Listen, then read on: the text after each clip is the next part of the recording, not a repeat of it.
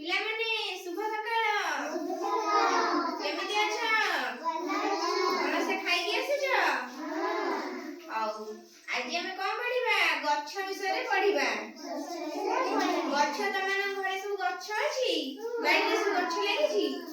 କହିଲ କଣ କଣ ସବୁ?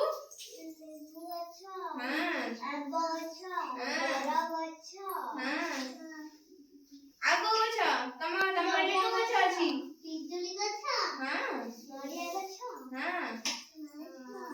ଯେ ତମ ବାଡ଼ିରେ କୋଉ ଗଛ ଅଛି? କାକୁଡ଼ି ଗଛ। ଆଉ ଭାଜିରା ଗଛ। ଆଉ କୁସୁମ ଗଛ। କୁସୁମ ଗଛ। ତମ ବାଡ଼ିରେ?